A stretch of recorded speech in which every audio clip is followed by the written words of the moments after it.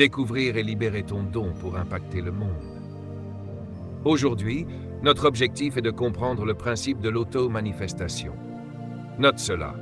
Auto-manifestation. Les gens ne te cherchent pas toi, ils cherchent ce que tu portes. Et si tu ne manifestes pas ce que tu portes, le monde t'ignorera. Le simple fait d'exister ne garantit pas le succès. Être sur cette planète ne signifie pas que les gens vont te remarquer. Tu peux vivre toute une vie sans jamais être remarqué par l'humanité. On peut t'enterrer dans un cimetière et personne ne saurait que tu as existé, sauf par une pierre tombale. La raison, c'est que la plupart des humains vivent sur la Terre sans jamais se manifester. Voilà pourquoi le but le plus important de ta vie devrait être l'auto-manifestation. Je veux expliquer ce que j'entends par là à travers quelques principes. Quel est le plus grand besoin humain? Je vais t'en donner 8. Ce sont ces besoins qui motivent chaque être humain. Le premier besoin humain est le sentiment de but. Chaque être humain a besoin de sentir qu'il est né pour une raison. Le deuxième besoin est le sentiment de valeur. Nous voulons tous nous sentir précieux. Nous sommes prêts à faire n'importe quoi pour cela, parfois même des choses insensées. Mais nous voulons nous sentir importants. Cela nous amène au troisième besoin. Chaque être humain veut ressentir un sentiment de signification. Personne dans cette salle, ni parmi les millions de téléspectateurs, ne peut nier qu'il veut se sentir important. C'est pourquoi certains s'habillent de manière étrange, d'autres se coupent les cheveux de façon bizarre ou se les teignent en couleurs inhabituelles. Tu te demandes pourquoi? La motivation est profonde. Elle est liée à ses besoins. Et ce ne sont pas des désirs, ce sont de véritables besoins.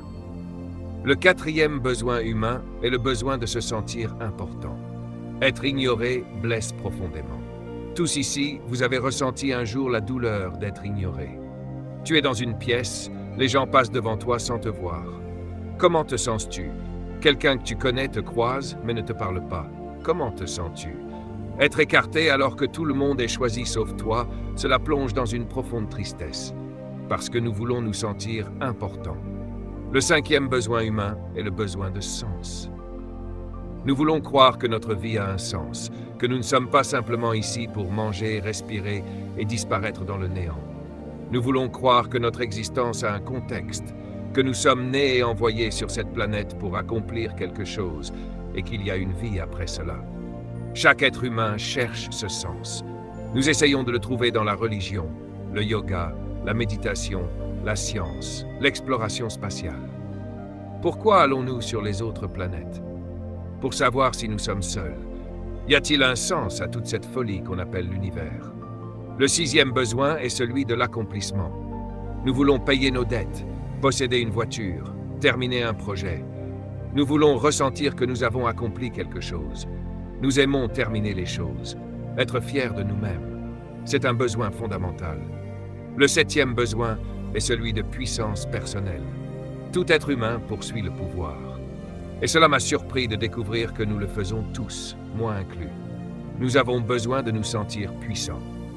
Qu'est-ce que le pouvoir? Note ceci. Le pouvoir est la capacité de contrôler ses circonstances. Chaque être humain veut sentir qu'il peut contrôler ses circonstances. C'est pourquoi nous nous sentons déprimés lorsque nous sommes dépassés. Quand le médecin t'annonce une maladie incurable, comment te sens-tu? Tu perds le pouvoir sur ton corps. Quand on te dit que ton enfant est anormal, comment te sens-tu? Impuissant. Quand on ferme ton entreprise et que tu perds ton emploi, tu perds le contrôle. Quand quelqu'un s'introduit chez toi, détruit tout, tu te sens violé, impuissant, car tu n'avais aucun contrôle. Ce désir de pouvoir est profondément humain. Enfin, le huitième besoin est celui de réussir. Quelle que soit ta définition du succès, nous voulons tous ressentir que nous avons réussi. Nous détestons échouer. J'ai parlé récemment à une jeune femme en Afrique du Sud. Elle m'a dit que son patron, directeur général d'un grand hôtel, traversait des difficultés.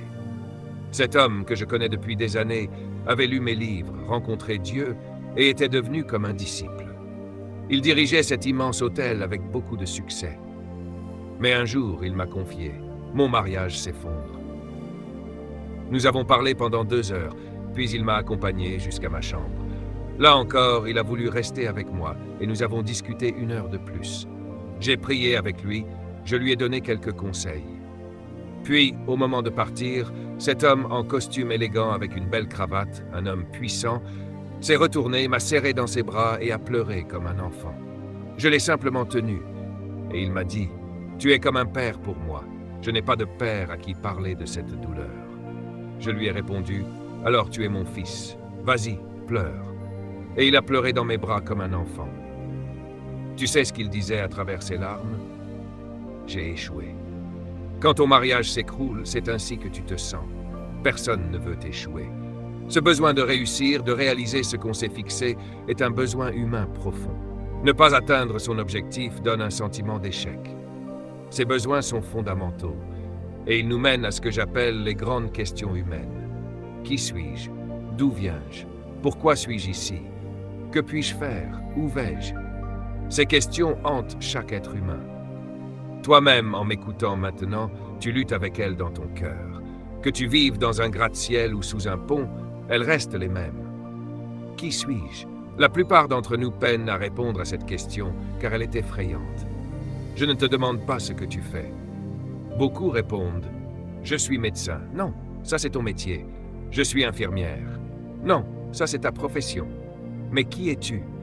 Pour répondre, il faut utiliser deux mots « je suis », puis remplir le vide. Personne n'a autant utilisé ces deux mots que Jésus-Christ. Et c'est un bon signe, car cela signifie qu'il savait qui il était. Je suis le chemin, je suis le pain de vie, je suis l'eau vive, je suis la porte, je suis la résurrection, je suis le bon berger. Il savait qui il était. Il n'a pas dit « je fais le berger ». Il a dit « je suis berger ». Pas « je fais la porte », mais « je suis la porte ». C'est différent, c'est pas une profession, c'est une identité. Je ne vais pas traiter toutes ces questions maintenant, car je veux surtout parler de la manière dont elles se manifestent. Tout d'abord, note cette citation. Tu peux la partager tout de suite sur les réseaux sociaux. Les hommes ne décident pas de leur avenir.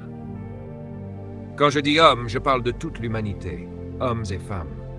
Nous ne décidons pas de notre avenir, nous décidons de nos habitudes, et nos habitudes décident de notre avenir. Quelles sont tes habitudes? Quelle est ton habitude secrète? Quelle est ton habitude publique? Ces habitudes façonnent ton futur. Si tu n'exerces pas ton corps régulièrement, ton futur est façonné par cette absence d'activité. Si tu as une habitude de fumer, tu peux prédire ton avenir. Si tu passes ton temps à regarder la télévision, ton futur est déjà déterminé par cette habitude. Le pouvoir d'une habitude peut contrôler ton destin. Tout dans la vie est une habitude, alors il faut choisir ses habitudes. J'ai par exemple l'habitude de lire la Bible tous les jours. Ce n'est pas parce que je suis un géant spirituel, c'est devenu une habitude. Si je ne lis pas ma Bible, je ressens un manque, une sorte de sevrage. Quelle bonne habitude à avoir! La prière devrait être une habitude. Pour beaucoup de gens, la prière n'est qu'occasionnelle, ou seulement quand tout s'effondre. Ton habitude seule décide de ton futur. Note ceci, le mécontentement est la graine du changement. La seule façon de rompre une habitude est de devenir mécontent d'elle. Autrement dit, tu ne changeras jamais ce que tu tolères. Combien de fois as-tu dit « il faut que je change ça » et tu continues quand même? C'est parce que tu le tolères. Ce que tu tolères ne changera jamais. Alors comment rompre cette tolérance? Mon conseil, tu ne deviendras jamais ce que tu pourrais être tant que tu ne te mettras pas en colère contre ce que tu es. La colère provoque le changement. Certains disent que Dieu est amour, et parfois on utilise cela pour tolérer le mal. Mais la Bible dit que Dieu déteste certaines choses. Le grand roi David a écrit 7 choses que Dieu déteste. Salomon en a écrit 14. Qu'est-ce que tu détestes? Tu ne peux pas tout aimer. Ton dégoût définit ton avenir. Note ceci, ta haine décide de ton futur. Tu détestes le mensonge ou tu le tolères. Tu détestes la corruption ou tu la permets, tant que tu ne t'y impliques pas. Ce que tu ne détestes pas, tu le permets. Et ce que tu permets, tu ne le changeras jamais. Comment cela se rapporte-t-il à ton don? Voici la réponse. Tout ce pour quoi tu as été créé, tu le possèdes déjà. C'est un principe divin. Autrement dit, ce pour quoi tu es né n'est pas devant toi, c'est en toi. Car tout ce que tu étais destiné à devenir, Dieu te l'a donné en toi. Le Créateur ne place jamais le futur à l'extérieur d'une chose. Principe très important. Tu es déjà enceinte de ton destin. Ton futur n'est pas devant toi, il est en toi. Je vais te le prouver dans un instant. En d'autres termes, note ceci. Tu es venu sur cette planète avec ton futur à l'intérieur de toi. Dieu l'a caché là où tu ne pouvais pas le manquer. La plupart d'entre nous, à cause de notre culture, ont été conditionnés à chercher leur futur, à chercher leur destinée ou la volonté de Dieu pour leur vie. Tu as déjà entendu « Va chercher la volonté de Dieu ». Je me souviens, en grandissant aux Bahamas, on nous disait toujours ça. J'ai cherché comme beaucoup d'entre vous et je ne l'ai jamais trouvée. La volonté de Dieu n'est pas cachée derrière un mur, au coin d'une rue ou dans un autre pays. Elle était là où je ne m'attendais pas. Personne ne m'avait appris à regarder là. En fait, Dieu t'aime tellement que sa volonté n'est pas un mystère. Il l'a cachée là où tu ne pouvais pas la manquer. Mettons-le ainsi. Tu as été envoyé sur Terre pour libérer ton potentiel caché. À vous tous, dans cette salle et aux millions qui regardent ce programme, bonne nouvelle, vous n'êtes pas une erreur. Vous n'êtes pas un accident biologique. Vous n'êtes pas une nuisance culturelle.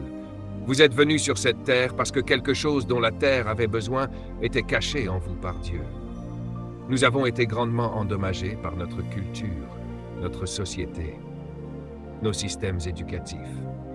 Ils nous ont conditionnés à croire que nous étions là seulement pour trouver un emploi, payer nos factures et mourir. Tout ce que tes parents te disent est lié à un emploi. On nous conditionne juste à étudier pour avoir un travail, travailler 45 ans dans un endroit que nous détestons, puis recevoir une horloge pour rentrer chez soi et s'asseoir sur un rocking chair jusqu'à la fin de nos jours. C'est ce qu'ils appellent la retraite. Retraite, regarde bien ce mot. Il signifie être fatigué, doublement fatigué. Tu as été amené sur cette planète par une puissance supérieure pour livrer quelque chose dont nous avons besoin. Note ceci. Dieu a créé tout avec un don. En d'autres termes, tu es un paquet envoyé sur Terre pour livrer un cadeau à ta génération. Tu nous es redevable. Tu nous dois ce que tu portes. Tout dans la création a été créé avec un don. Cela m'a pris 30 ans pour affirmer cela. Recherche, expérience, ma vie, l'étude de la création elle-même. Dieu n'a rien créé sans y mettre un don. Qu'est-ce qu'un don? Je vais te le définir. Un don est la capacité inhérente à remplir une fonction qui répond à un besoin dans la création. Chaque mot est important ici. Inhérent signifie que personne ne peut te le donner. Tu es né avec. Un don est une capacité inhérente mise dans quelque chose pour remplir une fonction. Le don que tu portes sert à répondre aux besoins de quelque chose d'autre dans la création. C'est très important. Tu n'es pas venu sur Terre pour toi-même, et ce que tu portes n'est pas pour toi. Tout le monde a un don. Note ceci, un don ne peut jamais s'apprendre, il ne peut qu'être affiné. C'est pourquoi tu peux obtenir un doctorat et rester pauvre. L'éducation n'est pas un don. Tu peux passer par des universités, dépenser beaucoup d'argent et ne jamais affiner ton don parce que tu as choisi les mauvaises matières. La plupart des gens, Dieu m'en préserve, ont étudié le mauvais domaine, motivés par le potentiel économique plutôt que par l'accomplissement personnel. Résultat, argent en poche mais déprimé car ils ne réalisent pas leur don. Un don ne peut jamais s'apprendre. Ne va pas à l'école pour chercher ton don, jeune personne. Aucune prophétie, aucune main posée sur toi ne peut te donner un don. Elle peut seulement le stimuler. Il est inhérent. Note ceci, le don est la source de valeur pour ce qui a été créé. Ton don est la source de ta valeur. Si tu ne trouves jamais ton don, tu ne seras jamais précieux pour nous. Et ta valeur détermine combien tu gagnes dans la vie. On te paie pour la valeur que tu apportes à la terre. Ne poursuis pas l'argent, découvre ce qui te donne de la valeur. Tout ce qui te donne de la valeur est la source de ta richesse. Par exemple, qu'est-ce qui rend un dentiste précieux? Quand tu as mal à une dent, à qui penses-tu? Pas à ton conjoint, ni au chien, ni à ton patron. Tu penses au dentiste. Pourquoi? Parce que le dentiste a affiné un don qui le rend précieux. Sa valeur est telle que tu vas jusqu'à lui, payer pour ses services, te laisser examiner. Sa valeur est si forte qu'elle te fait céder, non seulement ton argent, mais ton corps. Tes parents ne t'ont jamais enseigné cela, et c'est pourquoi beaucoup ont du mal à payer leurs factures et à avancer dans la vie. Ton don est la source de ta valeur. Je dois avouer qu'enfant, en grandissant, j'ai grandi avec Michael Jackson. Certains d'entre vous le connaissent. Michael était tout petit, à peine 1 mètre, et nous regardions ce petit garçon à la télévision. Certains d'entre vous ont l'air si pieux, mais vous vous souvenez de ce petit gars. Il portait des pantalons pattes d'éléphant rouges, une chemise jaune, un chapeau rose et un afro, avec une écharpe qui traînait par terre. Ce petit garçon prenait ce micro et captivait des millions de personnes. Il n'a jamais appris cela, il était né avec. Une fois, on lui a demandé lors d'une interview « Aimes-tu la musique ?» Et il a répondu « Je suis la musique ». Note bien ces 2 mots, « Je suis ». D'où venait toute sa richesse? De son don. Les gens payaient pour voir son don. Il venait des Bahamas jusqu'à Los Angeles pour le voir sur scène, et il payait beaucoup d'argent. Tu deviens tellement précieux que l'argent vient à toi. Si tu ne trouves pas ton don, je te garantis que tu mourras pauvre et sans rien. Cette session est probablement l'une des plus importantes de ta vie, car beaucoup sont encore bloqués à chercher un emploi. Le bon côté des dons, c'est que tu n'as pas besoin de les chercher.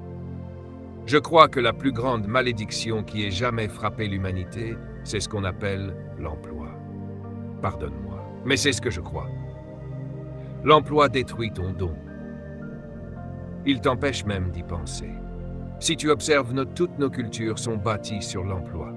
À l'école primaire, le professeur ne te demande jamais quel est ton don.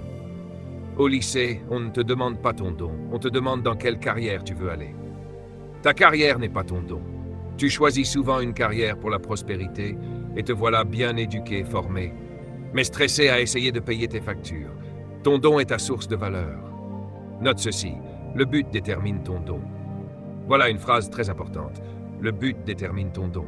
En fait, il y a quelque chose de plus important que ton don. C'est ton but. Mais ton but produit le don. Si tu trouves le but d'une chose, tu découvriras aussi son don. Si tu ne connais pas encore ton but, je te garantis que tu ne connais pas ton don. Un peu plus profondément, le pouvoir de ton don est immense. Il est si puissant que Proverbe 18-19 dit « Le don d'un homme lui ouvre un chemin dans le monde et le fait paraître devant de grands rois. » Le don d'un homme est si puissant qu'il ouvre une place pour lui dans le système, même là où le monde essaie de te bloquer. Même quelqu'un qui te déteste viendra chercher ton don. Je te donne un exemple. Tu dis être chrétien et tu as un problème médical, une maladie, une tumeur. Et le seul professionnel capable de t'aider est musulman. Tu es prêt pour une intervention chirurgicale. Tu as besoin d'un don, pas de prière ou de verset. Tu pourrais refuser un musulman et subir un problème grave. Voici mon point. Quand il s'agit de répondre à un besoin, le don est plus important que la personne. Tu donnes de l'argent à ce chirurgien parce que son don fait la différence, même s'il ne partage pas tes croyances. Chaque jour, on te paie pour ton don, même si on n'aime pas la personne. Le don est si puissant que même tes ennemis viendront te payer pour l'obtenir. Note ceci, le don de la graine est dans l'arbre. Chaque graine porte un don. Un noyau de mangue porte un don, un arbre. Le don de l'arbre, c'est son fruit. Note, les arbres ne mangent jamais leurs propres fruits. Ton don n'est pas pour toi, il est pour combler les besoins des autres. Pourquoi sauter la clôture pour un manguier chargé de fruits? Parce qu'un don est si puissant qu'il te pousse à enfreindre des règles pour l'obtenir. Tu vas après le fruit, pas pour l'écorce, les feuilles ou les branches. Les gens ne sont pas attirés par toi, mais par ton don. Si tu manifestes, affines et mûris ton don, ils passeront outre leur fierté. Exemple personnel. Mon fils Eduardo possède un spa. Je ne peux pas masser mon propre dos correctement, alors je vais le voir, je m'allonge et il fait son travail. Son don est dans ses mains et son don le rend riche. Certains gagnent 5 ou 17 $ de l'heure, lui gagne 160 $ de l'heure, juste avec ses mains. Note ceci, le don des feuilles de l'arbre, c'est l'oxygène. Tout a un don. La graine devient arbre, l'arbre produit le fruit et les feuilles donnent l'oxygène. Dieu n'a rien créé sans don. Sans les feuilles, nous mourrions. Ton don est ton obligation. Quand les gens découvrent ton don et en profitent, ils prendront soin de toi, comme on prend soin d'un arbre productif. Ils te fertiliseront, t'arroseront, te tailleront pour que tu continues à produire. Si tu donnes ton don et que tu le fais efficacement pour ta génération, ils financeront ton maintien. Imagine, des gens obligés de te garder en vie parce que tu donnes la vie. Note ceci, c'est très important. Le don de l'oiseau, c'est de voler. Remarquez que les garçons n'envoient pas les oiseaux à l'école de vol, n'est-ce pas? Pourquoi? Parce que le don est inhérent. L'oiseau naît avec le vol. Le don du poisson, c'est la capacité de nager. Nager est inhérente aux poissons. Les poissons ne prennent jamais de cours de natation. Va voir l'océan. Tu ne verras jamais une salle de classe de poissons. Ils nagent en banc, mais ils ne vont pas à l'école pour nager. Applaudissez. Quel que soit ton don, tu es né avec. Peut-être que cette session est là dans ta vie pour te rappeler cela au milieu de l'année, parce que tu es à bout, frustré, tu as l'impression de ne pas avancer, peut-être fatigué de la vie. Certains d'entre vous peuvent même penser au divorce, à se débarrasser de la vie ou au suicide. Et Dieu te dit, attends, tu es chargé. Ne nous prive pas de ce que tu es. Le don du soleil. Le soleil a un don. Il émet des rayons ultraviolets violents. Sans soleil, nous serions tous morts. Le soleil fournit ses rayons aux feuilles des arbres. Les arbres produisent de la chlorophylle qui donne l'oxygène et nous maintient en vie. Pas de soleil, pas d'humain. Le soleil est un don, et il a un don. Parlons maintenant de Jésus. Jésus-Christ est venu sur terre avec un don. Il a dit, le Fils de l'homme n'est pas venu pour être servi. C'est une phrase importante. Il n'est pas venu pour que nous le servions, mais pour se servir lui-même comme rançon pour l'humanité. Il est venu pour donner le salut et la rédemption à l'humanité. Ton don, c'est qui tu es. Jésus est venu pour livrer son don, le don du salut pour ceux qui croient. Si tu ne manges pas du fruit de l'arbre de Jésus-Christ, tu ne recevras pas les nutriments de la vie éternelle. Son fruit est le seul qui apporte la vie éternelle. Peu importe si tu suis Bouddha et mémorises ses enseignements, si tu suis Krishna, Muhammad ou d'autres maîtres spirituels. Seul Jésus-Christ a les nutriments pour la vie éternelle. Il a dit, « Venez à moi, et je vous donnerai la vie éternelle. » Tu peux manger d'autres fruits, mais si tu veux vivre pour toujours, c'est lui qu'il faut suivre. La Genèse 1 dit que Dieu a créé la terre pour produire de l'herbe et des plantes qui donnent des graines selon leur espèce. Chaque arbre qui donne des fruits porte en lui la graine de lui-même. Principe très important. La graine de chaque chose est en elle-même. Quand Dieu t'a créé, il t'a emballé avec tout ce que tu étais supposé devenir à l'intérieur de toi. C'est ton don. 1 Corinthiens 9 dit, « Celui qui fournit la semence. » Dieu ne te donne jamais seulement un arbre, il te donne quelque chose avec quelque chose dedans. Ton enfant que tu mets au monde porte un don en lui. Je parle ici de ma propre expérience. Mon père ne pouvait pas imaginer qu'un de ses enfants contiendrait 62 livres, qu'il serait vu à la télévision par 1,2 milliard de personnes venant d'une maison en bois. Dieu fournit la graine, et cette graine contient un don.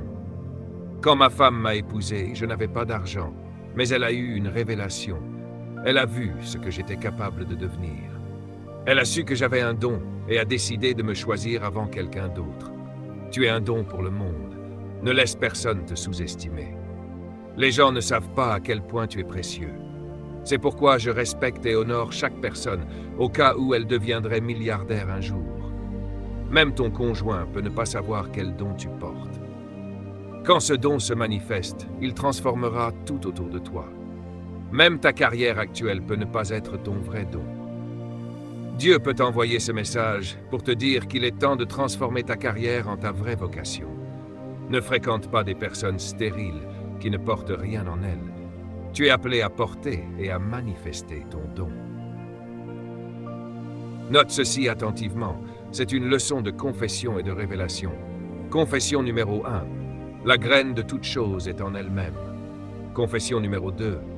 La fin d'une chose est cachée dans cette chose. Confession numéro 3. Tout ce qu'une chose est destinée à devenir est en elle-même. Confession numéro 4. Dieu a placé l'avenir de chaque chose en elle-même. Confession numéro 5. Tout ce que tu es né pour devenir est enfermé en toi. Frotte ton ventre et dis à ton voisin, « Je suis chargé, je porte un don pour toi. » Ne laisse personne te définir par une étiquette. Toute étiquette est temporaire. Tu n'es pas seulement un manager, tu peux posséder un magasin. Gérer n'est qu'un apprentissage du système. Dans 2 Corinthiens 4, 7, il est écrit que nous portons un trésor dans des vases de terre. Ton corps est le vase. Cela signifie que ce pouvoir extraordinaire vient de Dieu et non de nous. Ce que tu portes à l'intérieur doit se manifester. Même si tu es pressé, perplexe ou en difficulté, ton don reste intact. Ton don traverse les drogues, les grossesses adolescentes, les divorces, la perte d'entreprise, les licenciements. Mais il est toujours là. Personne ne peut te le retirer. Il est comprimé, mais encore vivant et prêt à se manifester. Jésus est venu sur terre non pas pour toi personnellement, mais pour sauver le don que tu portes. Tu es l'œuvre de Dieu, créée en Jésus-Christ pour accomplir les bonnes œuvres préparées avant la fondation du monde. Par conséquent, tu ne mourras pas avant que ton don ne se manifeste. Maintenant, comment trouver ton don? 1. Le succès est l'accomplissement de ton but, mais ton but est déterminé par ton don. Le don remplit le but. Par exemple, un oiseau est fait pour voler, mais il ne réalise son but que lorsqu'il vole. Un poisson est fait pour nager, mais son but est atteint seulement lorsqu'il nage. 2. Ton don n'est jamais pour toi. Il se réalise en servant les autres. Une mangue sur un arbre ne sert pas à l'arbre, elle nourrit les autres. De même, ton don est fait pour apporter quelque chose à ton entourage, à ta génération. 3. Le désir révèle ton don. Dans Psaume 37,4, Dieu dit « Fais de l'Éternel tes délices, et il te donnera ce que ton cœur désire. » Tes désirs profonds, ceux pour lesquels tu es prêt à tout sacrifier, sont les indications de ton don. Ce que tu désires le plus depuis toujours, Dieu l'a mis en toi. Dieu travaille à tes côtés pour s'assurer que tu réalises ton potentiel. Il veille à ce que tu puisses voler, c'est-à-dire accomplir ton but. Et il chassera quiconque tente de t'empêcher de manifester ce que tu es né pour être. Dis à ton voisin, ne touche pas à mon but. Ton chemin, tes désirs et ton don sont protégés. Ils sont là pour se manifester, et rien ni personne ne peut les arrêter. Dieu protège ton but et ton don. Si quelqu'un tente de t'empêcher de manifester ton don, Dieu le réprimande pour toi. Comme il est écrit dans Psaume 138,8, « L'Éternel accomplira son dessein pour moi. Ton amour au Seigneur dure à toujours. N'abandonne pas l'œuvre que tu as faite. » Cette semaine, Dieu est obligé de te soutenir pour que tu réussisses. Pour accomplir ton don, tu dois rester attaché à ta source, comme le poisson a besoin d'eau, la graine a besoin de terre, les plantes ont besoin de sol, les oiseaux ont besoin d'air. Toi aussi, tu as besoin de Dieu. Si tu ne le connais pas personnellement, c'est le moment de te donner à Jésus afin de pouvoir manifester ton potentiel sur terre. 10 clés pour libérer ton don et ton but. 1. Connaître ton destin. Comprends pourquoi tu es né et ce que tu es destiné à accomplir. 2. Avoir une vision de ton don. Vois le produit fini, comme voir la mangue dans la graine. 3. Croire en ta capacité. Tu as le potentiel de réaliser ton don. 4. Vivre selon les principes qui protègent ton don. Applique les lois et principes qui soutiennent ton don. 5. Établir un plan d'action. Savoir comment progresser vers ton don. 6. Avoir les bonnes personnes autour de toi. Évite les tueurs de dons qui veulent que tu échoues. 7. Persister sous la pression. La pression teste la réalité et la force de ton don. 8. Persévérer malgré l'opposition. Continue malgré les obstacles, les échecs ou les critiques. 9. Prier chaque jour pour ton don. Demande à Dieu de te guider, de le raffiner et de le manifester. 10. Servir ton don au monde. Donne-le, offre-le, même gratuitement. En le donnant, il se révèle et attire les bonnes opportunités. Règles pratiques pour le développement du don. Nourris ton don avec les bonnes ressources. Lecture, enseignement, environnement positif. Donne du temps à ton don. Un fruit ne pousse pas en un jour. Sers ton don avant de chercher à en tirer profit. L'expérience et l'exposition précèdent la rémunération. Sécurise la prochaine génération. Forme et mentore les autres pour qu'ils surpassent ce que tu accomplis. Ton don doit produire plus de dons comme une graine qui donne un arbre et des fruits avec des graines. En résumé, ton don est une responsabilité, un héritage et un moteur de transformation. Le cultiver, le partager et le protéger est la clé de ton succès et de ton impact sur le monde. Cela coûte cher, mais cela en vaut la peine. Quand je marche à travers la vallée de l'ombre de la mort, je ne crains véritable preuve de la présence du Saint-Esprit dans une vie est la puissance. Votre vie doit être contrôlée par ce qui est bénéfique. Ne pleurons jamais lorsque nous sommes confrontés à des défis. Nous nous tenons debout et regardons le diable droit dans les yeux. et disons, quoi que tu fasses, je suis plus que vainqueur.